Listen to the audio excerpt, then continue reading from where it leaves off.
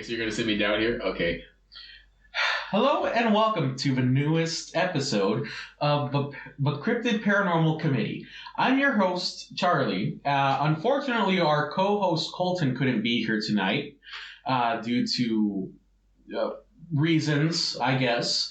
I want to take this time right now to do a big shout out to the Paranormal Roundtable and a Whisper to a Scream podcast with Ryan Tremblay.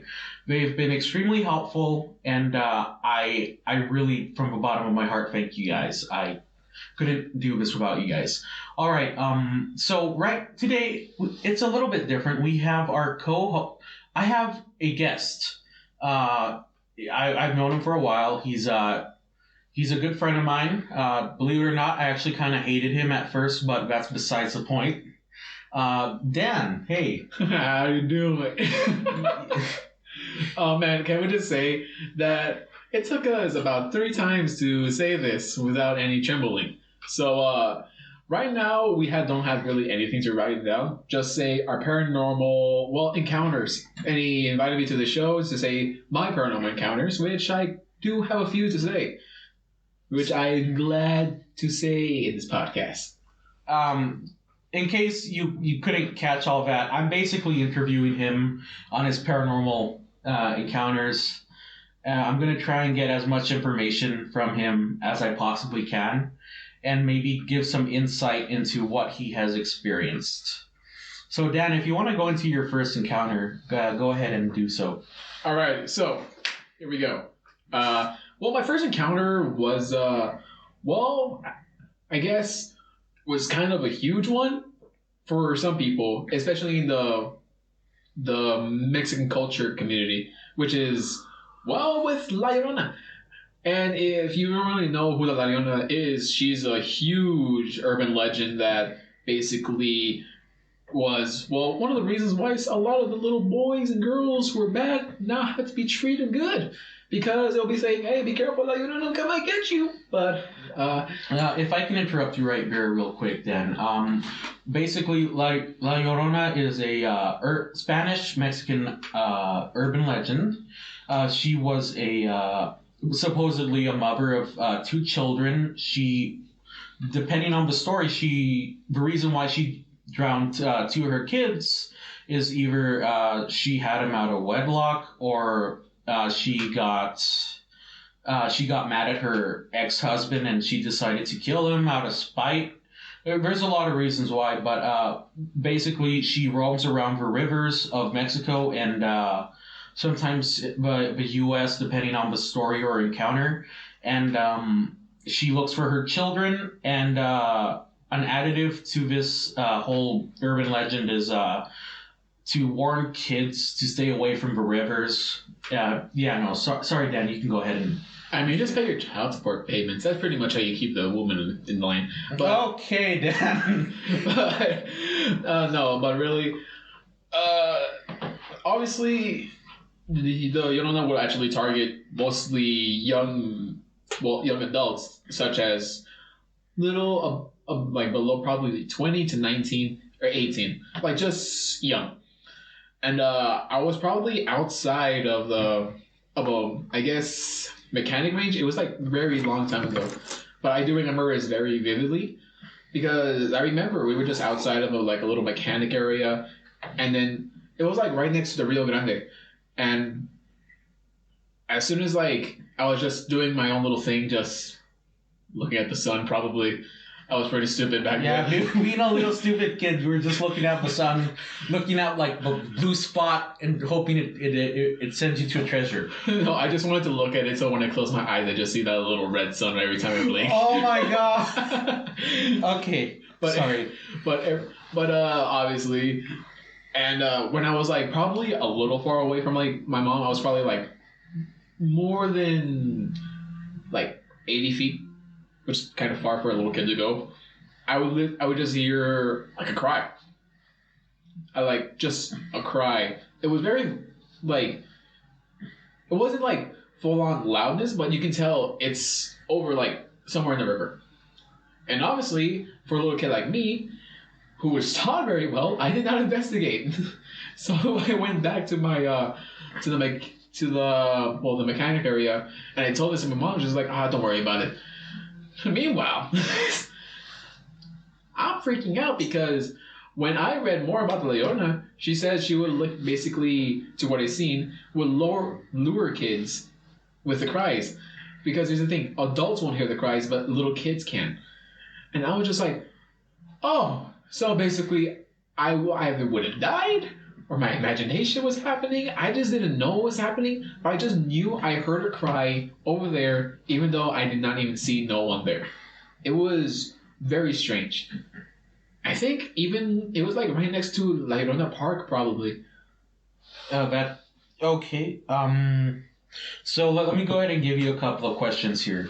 Can you describe what you heard that night or day, whatever it was? It was like probably like, I think not at 6 o'clock, but probably like 4 or 5 o'clock in the afternoon. It was like that's his best interpretation of it. Not only that, there's phlegm in my throat, so you're probably not going to do that well. Yeah, but it was like your basic like woman who is very devastating cry. It was just literally thinking back to then, because I would actually remember how the scream is, but I just don't know. I can't replicate it because it was like very like high to low pitch. It was like in that area where I couldn't really replicate it, and it was just a scary experience. Okay. Also, I wanted to point out here what you said about only children being to hear them is sort of not true, but it's kind of like a niche little thing. For most part, it is true, but sometimes adults have heard La Llorona, but that usually has to do with like that's usually like a forerunner to death. Like if they would hear La Llorona, that would mean she's coming for you. No, that somebody in your family or someone you know is most likely to be deceased in the near future. So she's kind of like a banshee in that sense, but not really. In where like she tells you, oh, somebody's gonna die pretty soon. I mean, I was 80 feet away from her, so I think she wouldn't even hear me. I don't think she would even hear it. So I don't know, but it was just knowing that I probably heard the fucking biggest urban legend. Mexican urban legend. Yes. Is there any questions you want to ask now? I mean, you've went ahead and gone over everything. So, what was the weather like that day? Oh, it was like partly cloudy, but mostly like sun. There was no possible way that maybe there was wind going into something making a screaming noise, like a wind going through a really small area making the sound. Like the thing is, it was like right next to a mechanic part, so probably that. But the thing is, you would just hear like, well, just clank, clank, clank, and most of the materials are inside of the building. Then when you really think about it, and why would they have like a PCP pipe just lying around in that area?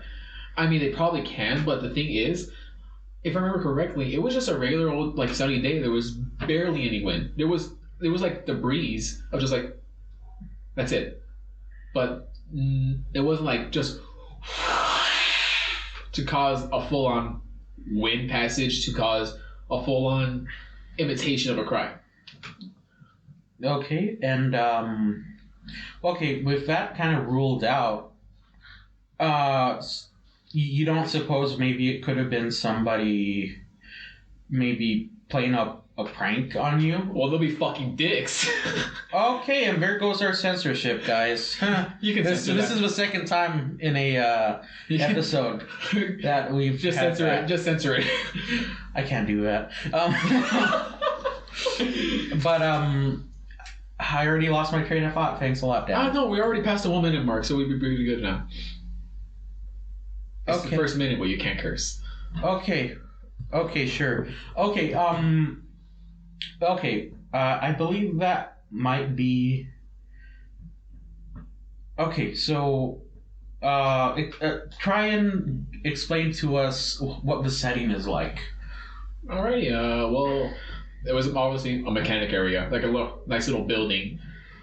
And probably either half a mile away was the Rio Grande, which is not really that far, but it's pretty still there.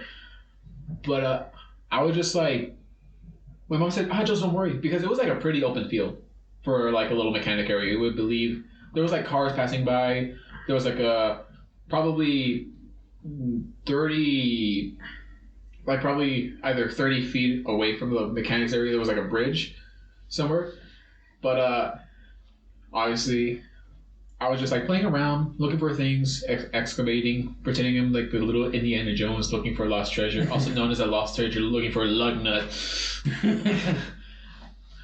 But the more I got closer to the river, because you had to go somewhat a bit far to like actually like just smell it. And once like I got to like the point of smell, that's when I heard the cry. Wait, what did you smell again? Well, just the river. River. Now that is okay. It's gonna sound stupid, but not really. You know what? I'm not even gonna try and go there. Just continue. I'm sorry. But as soon as I smelled river, like it was like the faint smell of it. Like you weren't you were just like, oh, river, just like, oh, there's a river nearby. That's pretty much how it goes. But once I would just not go all the way over there because I want to just keep a nice little view so I can hear my mom either say, "Hey, come over here," and I would come. But I wouldn't really go near the river. But that's when I heard like the faint cry. Mm-hmm. And probably like 2 minutes after when I heard it, I just hear my mom say, "Hey, we're going. Come here." I was like, "All right," and I kind of just told that to my mom, and well, she was like, "Ah, don't worry about it." And then later on, I told this boy story. Well, I told the story again to my mom. She was like, "Wait, really?" I guess it still goes to show that I guess some parents won't really listen to the little kid thinking like, "Oh, I just heard a cry near the river." They don't really think, "Oh, La Llorona," because it's a Mexican urban legend. So basically, just a little nice little scary story to tell to your little kids if they're not really being well. But once I tell this again to my mom, and she remembered, you're like, "Oh yeah, I remember you said that to me. I just thought you were just rambling on because you were like a little kid, and I just didn't really believe in that." So how old would you say you were? I guess I was probably like 11 or 12. Mm-hmm. And it was still at that time where I guess I still had an imagination going. Like I never had an imaginary friend, but I would just think about some stuff and just keep on thinking. Because I actually had really, really bad ADHD back then. Oh, really? You still don't have that? Okay, it's more controlled now. You actually. Oh, really? Controlled. We're gonna have this argument on the podcast. Look, it's more controlled now, but believe me, if you actually would meet me at a really young age, dude, I wouldn't even be alive because I would be 6 feet on the ground because you would bury me under. Okay, yeah, I can barely tolerate you now. I don't want to imagine you back then. But honestly, I'm more well tamed. And if I just want to say random BS, I'll say it because it's funny for me. But later on, I just really not forgot about the incident, but it's right there. I remember it vividly. Okay, so when you were walking up to the river, did you get any bad feelings or any weird vibes, or was it more like neutral? Now when you think about it, like it did feel off. Like it did feel like a presence was there. And then I just thought about it more. I really didn't really think about it before, knowing that it did feel like something was there. And the thing is, I really didn't see no one like there. I mean, I probably was, but it just didn't feel right. Like something was off. Like that's the best you can describe. It's like did you have like butterflies in your stomach? Not butterflies in the stomach, but have you ever had that feeling when you actually sleep and when you sleep like away from your doorway, you just feel like one hair is lifting up, and you just like, huh, and you just look at it, and there's nothing really there. That's what it feels like, and you just go back to sleep. Like you don't really think nothing about it. Okay. So I think that's all the questions I have for you right now at this time. Is there anything else you would like to wrap up the story with before we move on to your other encounters?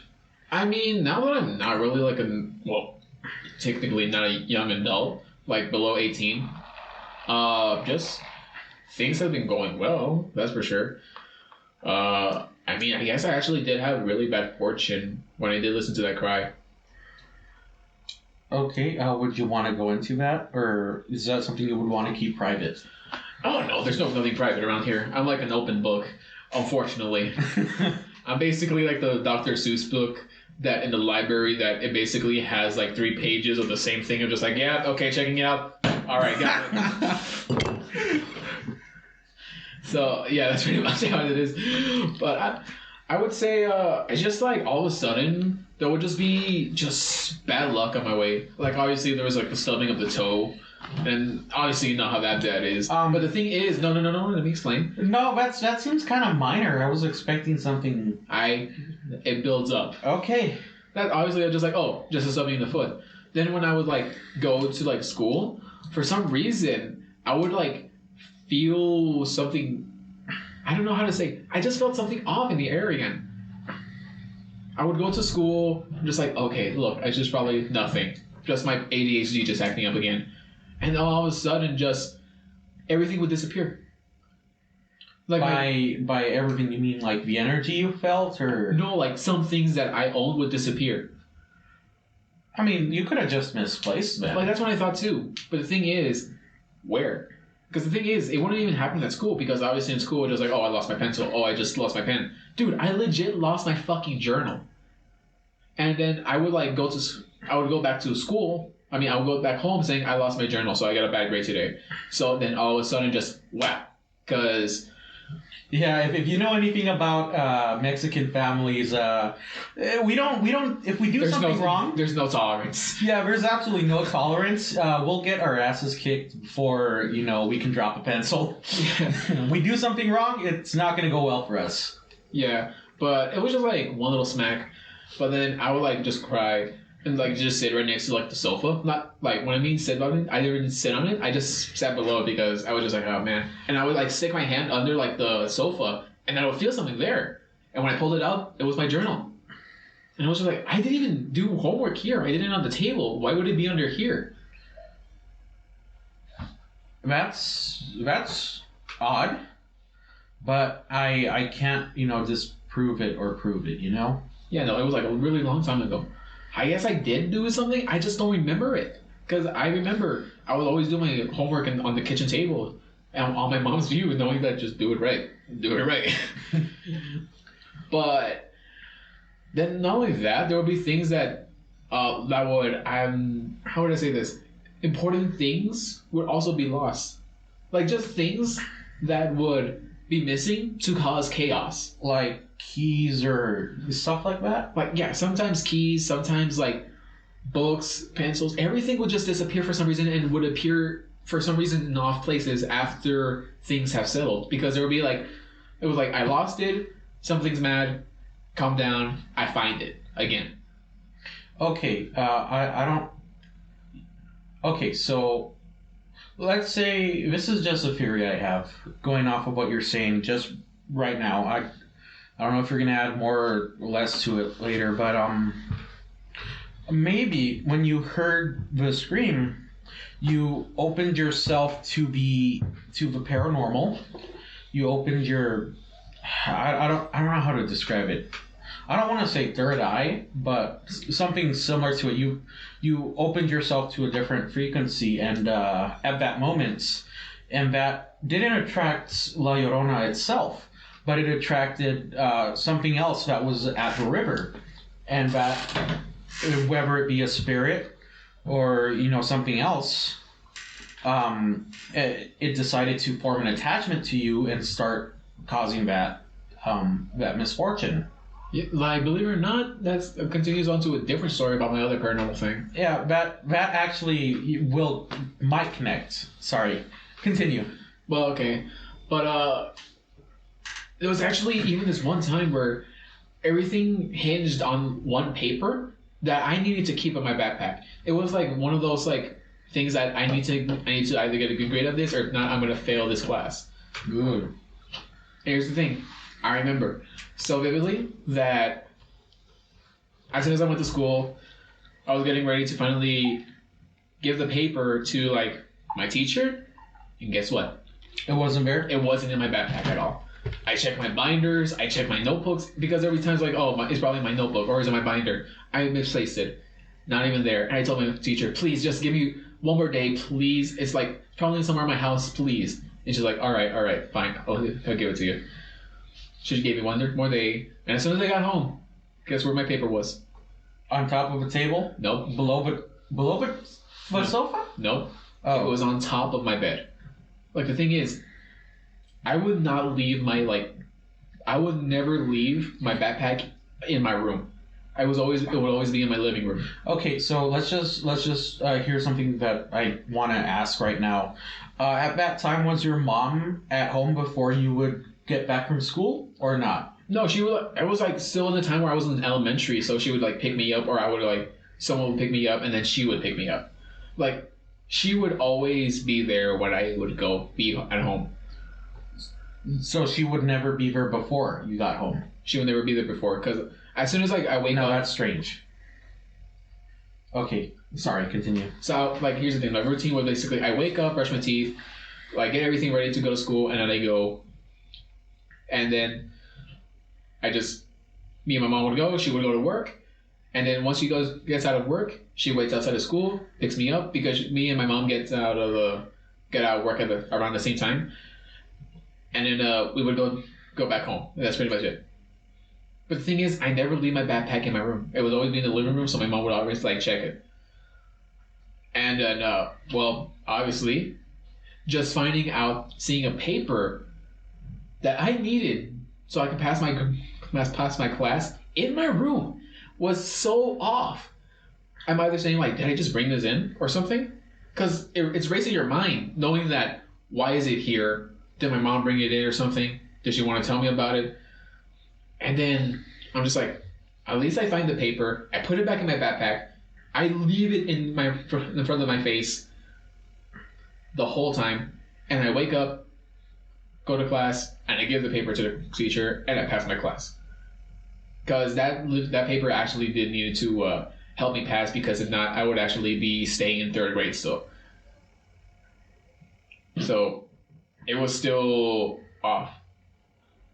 Like, I would just get bad grades throughout, like, elementary. I mean, that could just be you know. Yeah, I think it might have been that. But the thing is, so most of the times I would, like, get D's and F's, mostly because things were missing.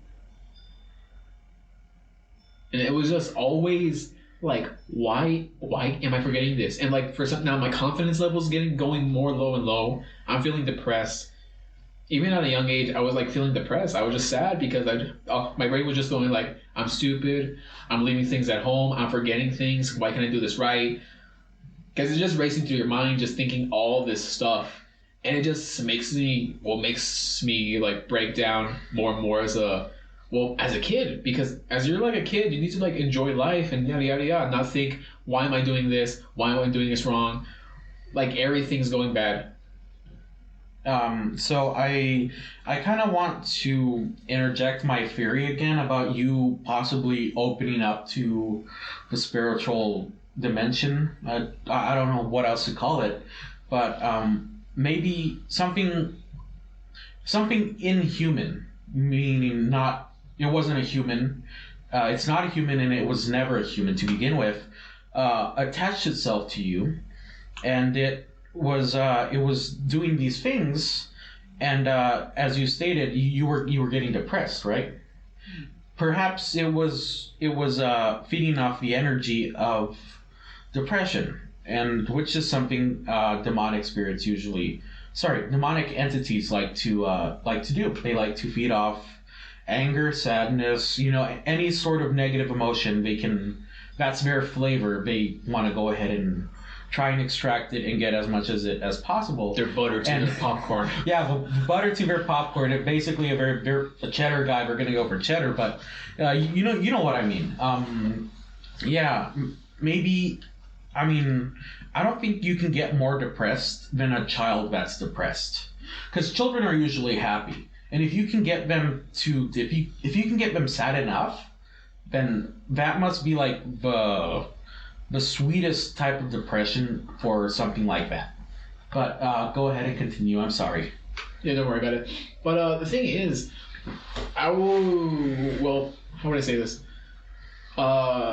Well, after like elementary, it was middle school time, right? Oh yeah, that's when I first met you, and I hated your guts. Yeah, but it wasn't until like the second month that I met you. Oh right. I don't think. No, it was 8th grade, wasn't it? I think it might have been 8th grade. But the thing is, before middle school, my mom wanted to do something just like, look, I know you're like kind of sad, but let's just take you to this nice little witch doctor, like the nice little backdoor priest. Let's just say that, right? Okay. So what he's talking about, and I know you don't wanna, Sounds stupid. You don't want to sound stupid, but I know exactly what you're talking about. So basically, there's a form. I don't want to say religion, but it's a type of practice that here in the Southwest. Like around New Mexico, Arizona, and Texas, and it's mostly practiced in Mexico, is this thing called Santeria, or Santeria, whatever it's called. So basically, it's using the spiritual forces mixed with Christian beliefs. It can either be used for good or bad, but it's mostly used in a cleansing, positive, type of environment. Sorry, you can continue. Yeah, and after that, like my mom would bring me to this San Maria lady, and then Santeria. Sorry, catchy song though. But later on, of course, you gotta plug in Sublime somewhere. But later on, she takes me to the lady. She does her stuff, and can I just say, after that, things were going well. Literally, I was getting good grades in middle school. Finally, I'm just like literally thinking, why is this easier than elementary? And then things would like stop disappearing and just stay in place. I'm just like, I'm like thinking, what did I do to like change? But now thinking back at it, like, I'm relieved, obviously, because now I'm feeling, less depresso. More espresso. With expression, he doesn't like coffee that much. I like coffee. But, no. Yes, I do like coffee. I didn't mean no, but literally, after that, it was just like going uphill now. Like, things were going well. I was just like, oh, I guess Miss Santeria didn't help. But later on, this goes to my next story. Okay. Can I quickly interject here? A funny fact: we both went to the same lady. Yeah, but you had it worse than me. Yeah, I had it a lot worse than you, but that's besides the point. That was honestly I'm not gonna lie. Going to that lady really helped. Yeah, a lot. I mean, I know it's something that sounds mystical and strange, but that's part of what we talk about here on the Cryptid Paranormal podcast. You always look something from the outside, right? Honestly, just the first time I walked in there, honestly, did you feel relieved or something? Dude, I felt like I was gonna faint. I almost dropped to the floor because of how light it was in there. I just couldn't literally pick myself up. I was like, oh God, what's happening? Can I just say that she smoked a lot of cigars? Oh really? She didn't smoke the cigars when I was there. Oh, she would. Sorry. You can continue if you're. I just wanted to clarify that little thing. Yeah, no. Well, the thing is, for some reason it did work. It was like really strange though, because when you think of that, you're just like, oh, just random magic BS that really won't work. And then when we went to this lady, that magic BS apparently wasn't just BS. It was just I felt relieved. I felt like a weight was lifted off of my shoulders. It was like finally I was unchained from something. I was finally relieved from something. I wouldn't say a person, place, or thing. Hopefully not Ohio. We don't talk about it. You're giving Ohio power. I'm sorry, New Jersey. I know you can't see us, but I just gave Dan one of the most toxic stares ever. I just shot daggers at him. It was basically the type of thing a disappointed mother would give. Just like, really? Okay, I was gonna say something, and yeah. Perhaps, maybe what she did to you was she got rid of the attachment that you got that day when you went to La Llorona Park, and maybe that's why things started to go really well for you after that. Yeah. Now this goes to the second story. Now I personally enjoy this one because it's a lot more. As an encounter, I don't enjoy that it happened to you, but I find this to be a lot more interesting, is what I meant to say. I don't mean to sound insensitive.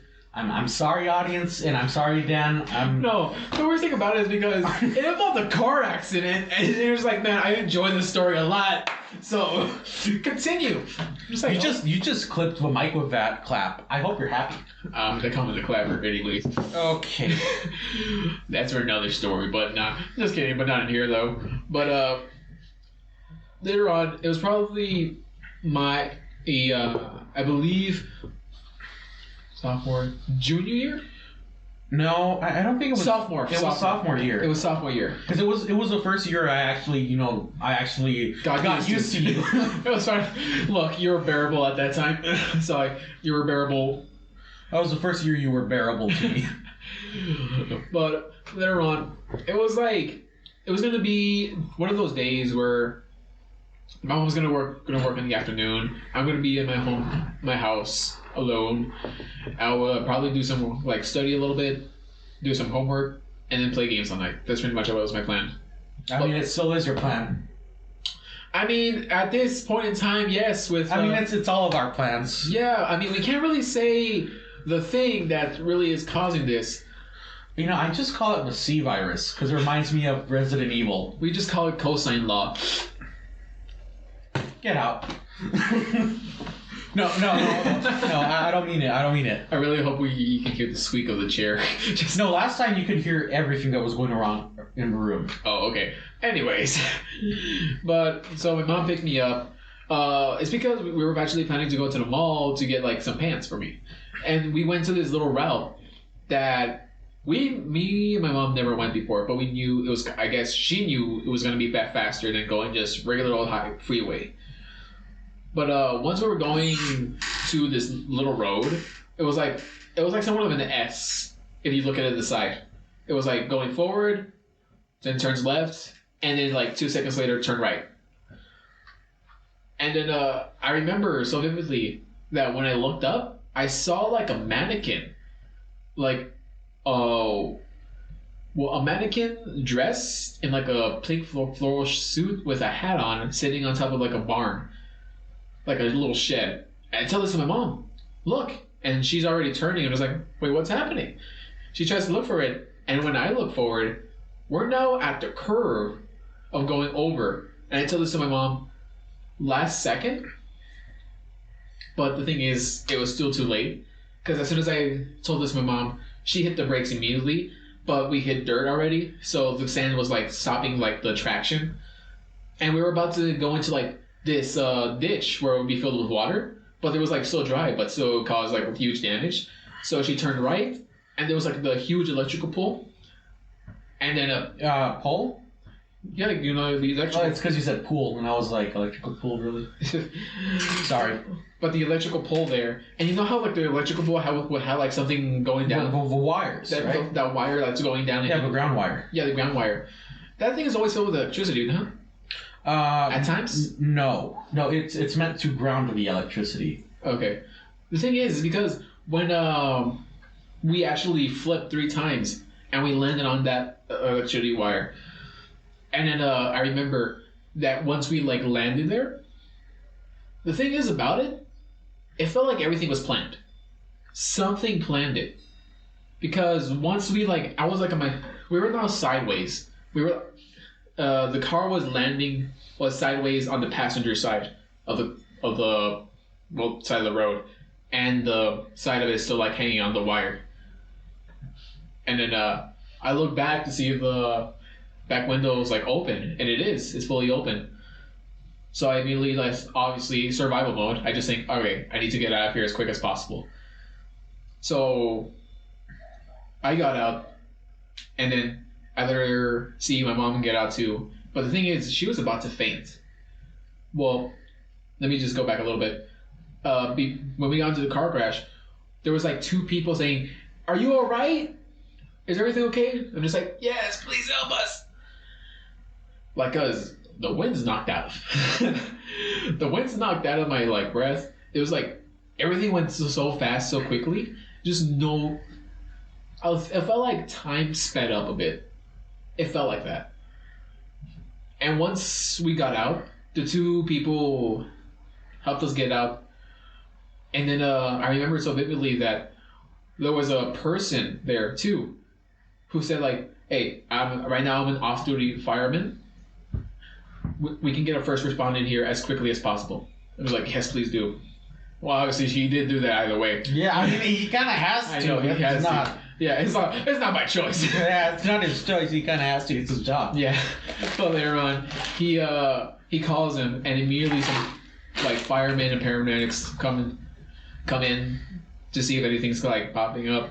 Police goes into the scene, and I remember the gym teacher for our school was also driving that day to that little road, and he says like, "Look, we can tell one of the teachers that you got into a car accident, so there won't really be a problem." So there was already people helping, a person who had like fast access for the police and like paramedics and firemen,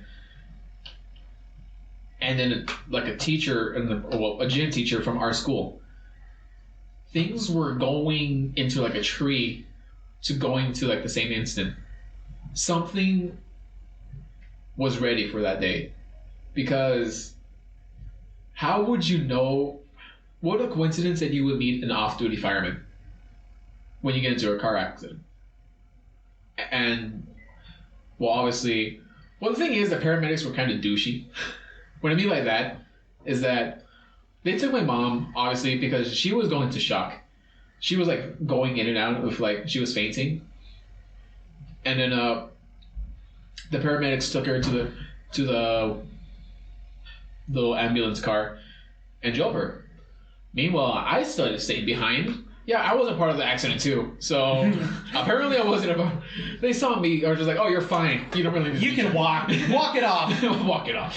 You're Mexican. Put some Vicks on it. Put Vicks. Sana, colita de nana. For those wondering what that is rub of a frog's butt in Spanish. Yeah. Apparently it works. It works. Trust us. Yeah. We're Mexican. Yeah, but obviously, my mom's not taken to the hospital. I go into the hospital as well from a relative. She had to pick me up and take me to the hospital. Apparently, the paramedics didn't really do that. So I'm still mad at the paramedics. I'm still holding a grudge, but I respect what they do. I mean, to be fair, they don't have to take you along with them. It's not their job. That's what Uber's for. Get out. This is my show. You're one who's supposed to get out. Okay. But obviously, it was still like something planned there. It was like something amazing, but still also a tragic area. And I remember so vividly that the police officer who went in and say like, "Yeah, we found some like fresh tracks." When we actually got to the scene, we're expecting bodies. Dude. I don't think that's something you should tell. I know. Dude, I'm like laying down in a paramedic inside of a hospital bed, telling me like, we were expecting bodies. Don't tell me that in a joking manner. I mean, if you got a twisted sense of humor, that would be funny. I know you have a twisted sense of humor, but I don't think it was on that day. It was not on that day. You. Okay, now he's going into a complete total breakdown for some reason. It just, oh man, they were expecting bodies, man. Because apparently when the car left, because as soon as we got out, apparently electricity was actually running through the vehicle. It's that surprising that you guys actually got out unharmed. Oh yeah, no, it was amazing. There was no injuries at all. Now, what I want to bring up that you mentioned earlier, so you mentioned the mannequin-looking thing with a floral suit. Was that something that was that like a prop, or was that something they had set up like a scarecrow? I guess it was like a scarecrow because here's the thing: when you drive down that road, it will still be up there. It's still there. Yeah, it's still there. Okay, so that is just a part of the story that doesn't correlate whatsoever. It's just something that's there. Yeah, it's just there. Okay, because I wanted to make sure that maybe you saw something that wasn't supposed to be there. You know. No, like if you drive down that road, I guarantee you'll see that same mannequin. And did you see it afterwards? Oh yeah, no, we went down that same road, but obviously now we have somewhat of a phobia with that road. Yeah. We would drive slow, and I would point at the mannequin because the thing like 2 days later, we went back driving that same road because we wanted to see what was happening. And then I point at the mannequin because the thing, it's still there. It's still there even to this day. 2 years ago. 2 years later, it's still there. Okay, I just wanted to make sure that maybe there wasn't any supernatural happenings with that certain object. I mean, there's not to say that there isn't, but that's stretching it a little bit. Yeah. Okay. I know this is just like 1/3 of what's gonna happen, right? Yeah. You're still in the early processings of the encounter, but continue. The thing after that, it was obviously somewhat misleading. And you know how I remember I told you the time where I would like sleep and you feel like that one neck standing in, that one hair that's standing. Yeah, while you're like sleep. Your sixth sense kind of like comes alive. Yeah, and I would turn around, there's something there, and I would like turn back, and it'd still be there, and I just turn around, and it's like gone again. So I'm just like, you know what? I'm just gonna sleep looking in this direction, because when I do, I'm like, there's no neck standing, so I'm just like, okay, I figure it's just gonna go away for a long time. 2 weeks later, I'm now used to sleeping like that, so I'm just like, really. But later on, after those 2 weeks, I would like now, let's just say, hear something. What I mean by hear something is just like somewhat like a wind thing. Like you hear something like blowing. For example, because I remember it was like probably 7 o'clock in the morning. Like the sun hasn't still risen up yet. I was eating cereal and then watching just TV from the living room because I was in the kitchen. The living room's right there, just watching from there. And then I would just hear, and I looked to my right, and because in the right is the kitchen. Yeah. And I was just like, is there wind going on? Because I figured, it might be the wind. And I look outside, and I'm just like, this is kind of windy. Because the microwave would also catch wind, too, apparently. Mm-hmm. Like, when there's, like, hard wind, or, like, just wind in general, you can hear, like, somewhat a gust of wind going to the microwave. Yeah. So I figured, it was just that. Then, like, there would be times where I'd just be even listening, just sitting down, just not doing homework, but just watching TV or just playing games, and just hear, just blow. It was just like a blowing of air.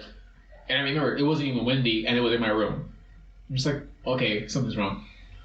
Then, probably 2 weeks later, again, it's now, like, going further and further. Because now here, it was like now turned into a whisper. And I'm just like, okay, something's off. But I figured just like, probably it's just my head. It's probably my ADHD acting up or something. But then, obviously, 2 weeks later, I would just hear this. I'm just like, okay, something's off. Now I take a stand now. But like it's been like evolution. It was like at a low level to now is now talking. It's like whispering this.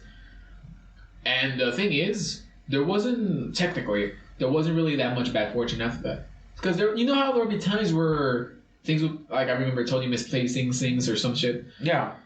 There was nothing of that, just whispers, and then just the regular old. Oh, by the way, there's some ketchup on that little counter where you laid your arm there. So, and you just looked up, just like, God damn it! It was like a white shirt too. So, it was like the occasional bad luck. And then I just told this to my mom, just like, Mom, I'm listening. I'm hearing these voices. It's telling me to kill myself. I was like tearing up too, cause. I mean, I would imagine you'd be kind of scared at that point. Oh yeah, I was. Then she was like, "Okay, don't worry. Today we're gonna go to Mrs. Santa Maria." I like how you keep butchering the name. What is it? Santa Maria? No, Santeria. Santeria. I'm So sorry. it's like Santa in Aria. Oh, okay. I mean, is Santa gonna be in the Rio Olympics? No, Santa's not going to be in the Olympics. Please continue.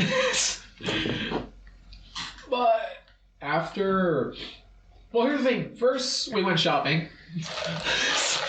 That day, apparently, first we need to get this Louis Vuitton purse, and then we're gonna go to Mrs. Santa Maria.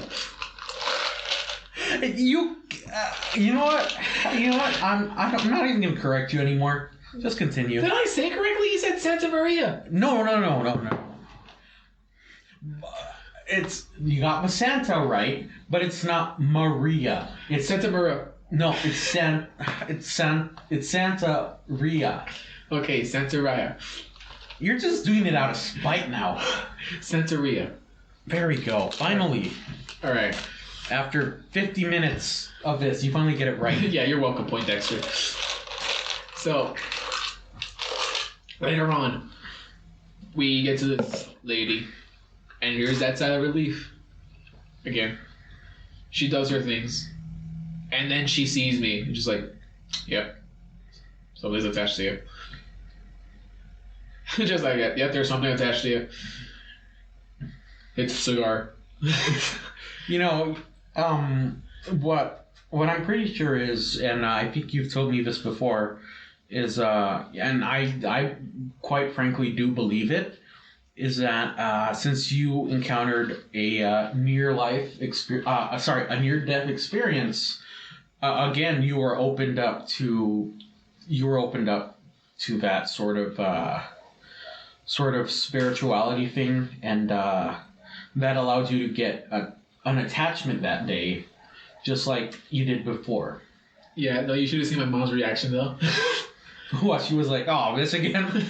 No, she was like, "Why not me?" Like, she blames me. Why are you so sensitive? I'm just like, okay, I'm sorry. You raised me right. I'm sorry. But later on, she like I like how she did some chiropractor too. Like she grabbed my neck and just popped it, like both sides. It felt nice. Oh yeah, yeah. After that, she like did the. I don't know what she dips it was like the palm tree leaves, right? Yeah. She dips the palm trees using like what, holy water? Oh, she did that to you too? Well, obviously. Oh, cool. You're not gonna explain what it is? Sorry. I'm sorry. Because I don't know what it is. I think it's just holy water and just palm leaves.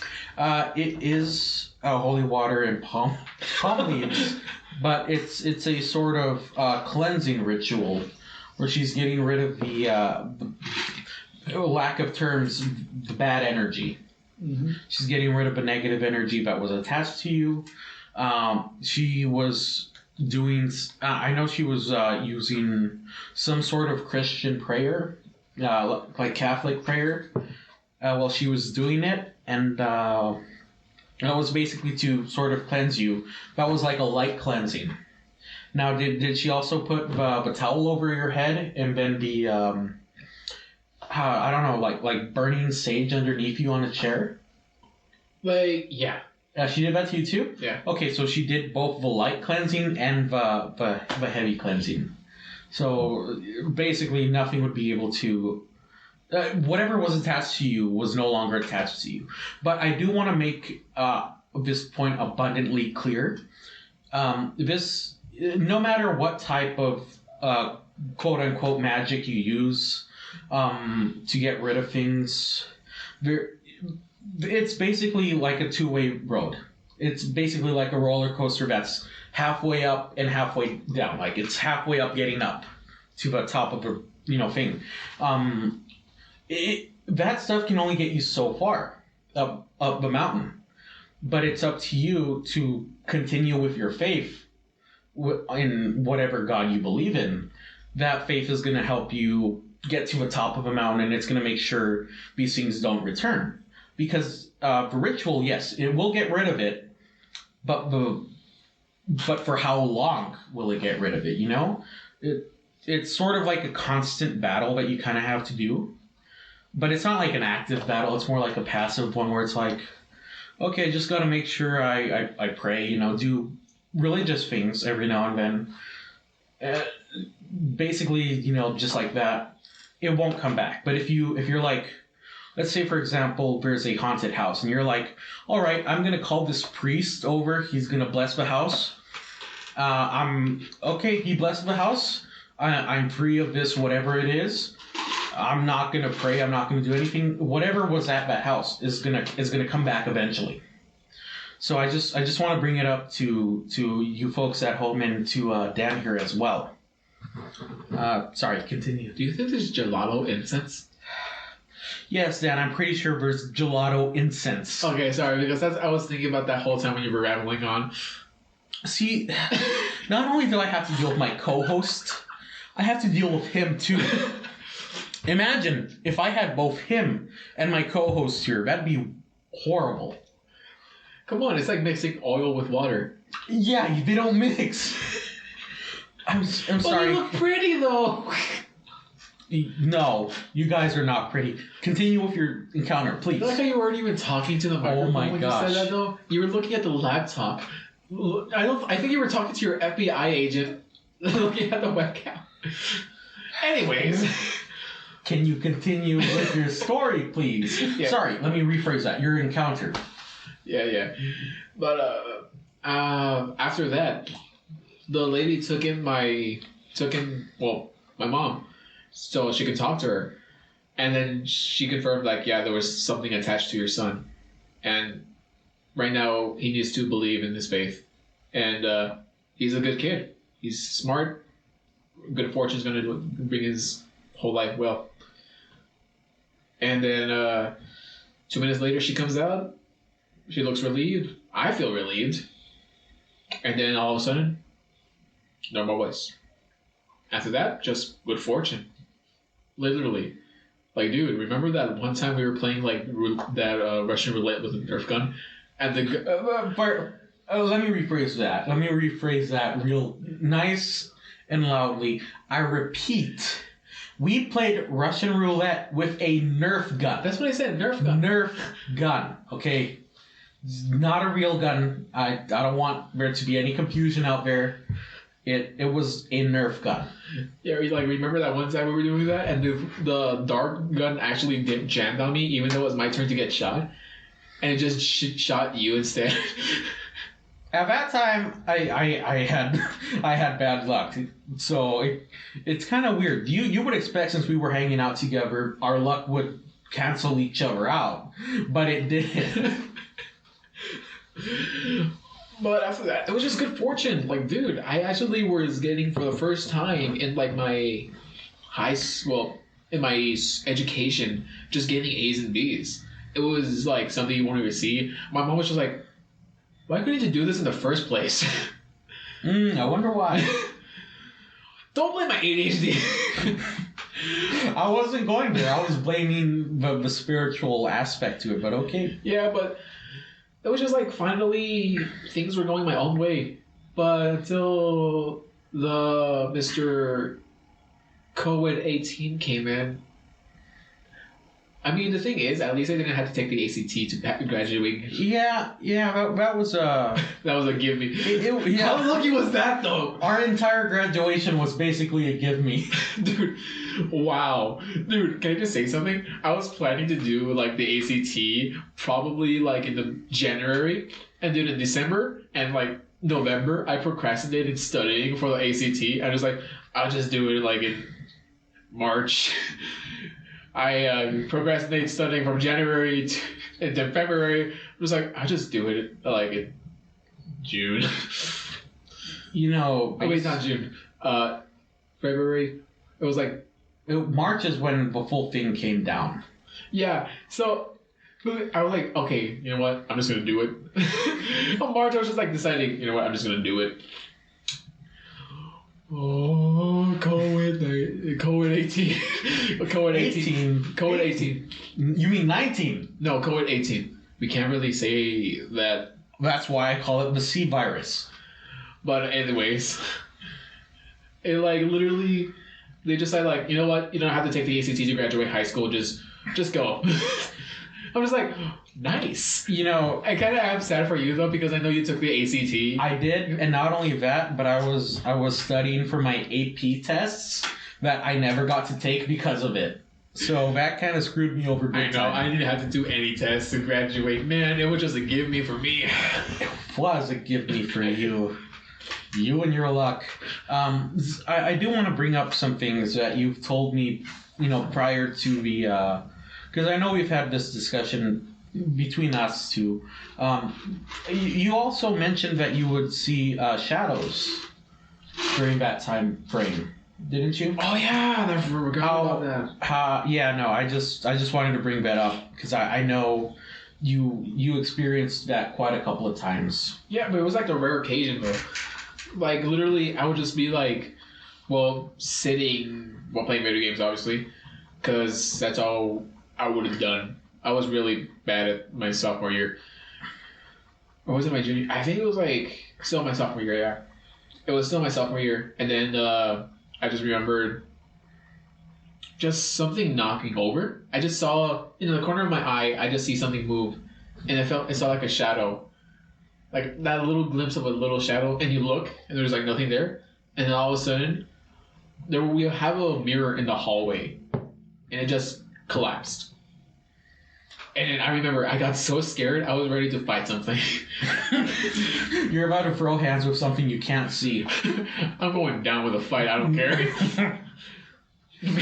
May the God and the Holy, in the name of the Holy Father, and I'm going to beat your butt. But yeah, no, it was like really strange though, because I remember we would like sturdy the nails well, and then I remember it was like a pretty big mirror too. I guess it could have been weight. Like I think it could have been anything because I would just see a corner of a glimpse of like something move. I was like, what was that? And then glass broke. And then there'll be times where I would be in the living room, and then obviously I would see like something move in the corner of my eye. It would always be in the corner of my eye where she would look last second, and then you would hear like some sort of a random noise, and that was pretty much it. Okay, so I kind of want to bring this up now. I'm sorry to keep cutting you off here. It's because little tidbits like this kind of like pop up in my head. So the whole thing at the corner of your eye, usually when it comes to spirits and, you know, inhuman entities, or whatever it is really, as long as it's in the supernatural, the reason why people see them in their peripheral vision as much is because your brain doesn't. Your brain is only focused on what you're seeing, and like let's say, for example, you're looking at a bottle, right? It focuses its attention to the bottle, and it basically leaves your peripherals open to seeing other things that you wouldn't have seen, like. It's really weird how to explain it. I'll probably get into it in a further episode, but sorry, you can continue. Okay, but yeah, it was just like shadow people. Now, Don't go confusing that around. I'm not even sorry. I just saw shadows. I did not. Sorry, just shadow people in shadows. Okay, because they share the same first thing. That's a different story. No, it's because honestly, that is a different story. Because you got spirits, human spirits, right? Then you got shadow people, and then you got demonic entities. And God forbid you run into fallen angels, because that's kind of like the tier list of how it's okay to bad. You don't want to run into a fallen angel. It's really where that happens, but it's really bad. Just don't go around mixing shadow people with shadows. Sorry, They're totally different. Sorry, I forgot there was 2 genders. Anyway, we're not bringing political correctness here. the two genders of shadows. But no, after that it was just after that we got the cleansing. Everything was good. Then now it goes to my third story, and I guess my last one, because we're now on the 1 hour mark. We are. We can probably. I can squeeze this in one. It's pretty short. In the 2017 to 2016, I remember my grandma passing away from a heart attack. It was like a huge hit for us too, for me and my mom, because man, she would visit us like monthly. Like every once a month, she would come over. She would bring me like Mexican candies from Mexico. It would always be cool just to like take out, just not even eat the lollipop, but just eat the chili powder by itself. Just chugging it down, just. It's like cocaine. You're just like sniffing but chili powder. I actually did that once. I don't even want to question what was going through your head at that time, but continue, please. But it was like, man, it just felt sad. It was like 2 weeks later, we were just like going to church like every Sunday now, until then. But we would go to the store, get a candle, because we had like a huge statue of the Virgin Mary in my room, and then we would light it there, and then just leave it there, because my mom said like this would just increase the speed for abuelita to go to heaven. I'm just like, okay. But I remember this one time where me and my mom were just watching a movie, and I just needed to go to use the restroom.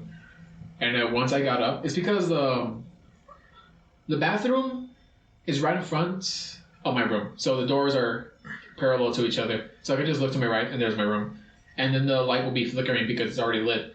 And once I would like turn to look at the lights flickering on the walls, I would see this figure, and it would not only be, it's like the most recognizable figure too. It had the exact same figure as my grandma.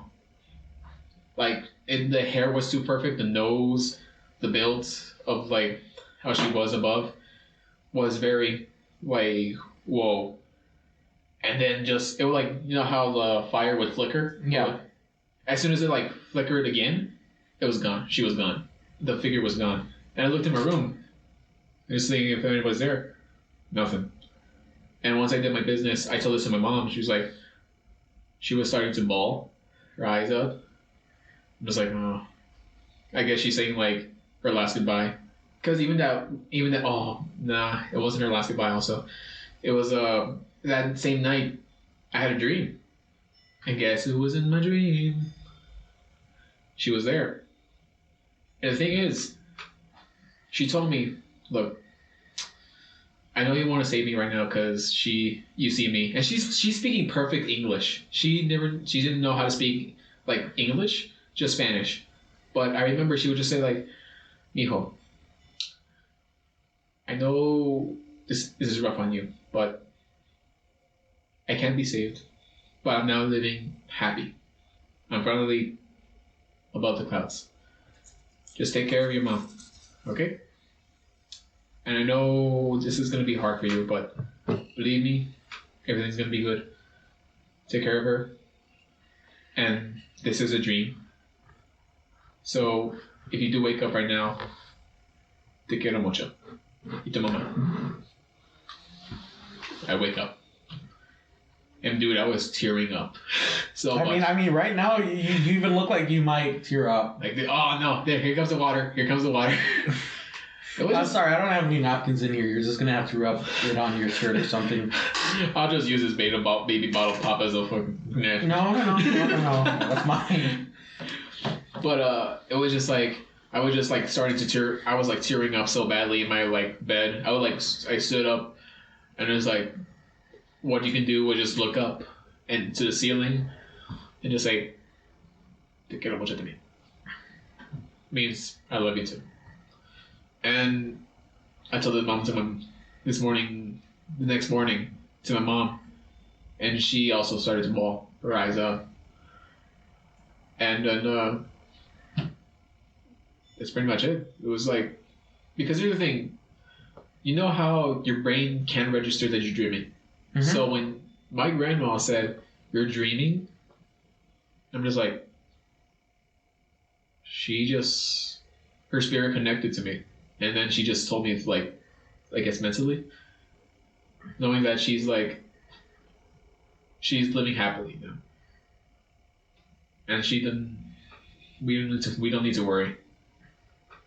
And just knowing that there is life after death.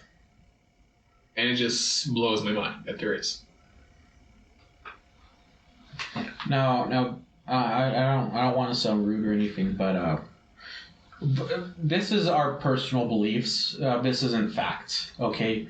I'm just putting that out there in case some of you are, wondering about that. This is totally our belief. It's just what we experience.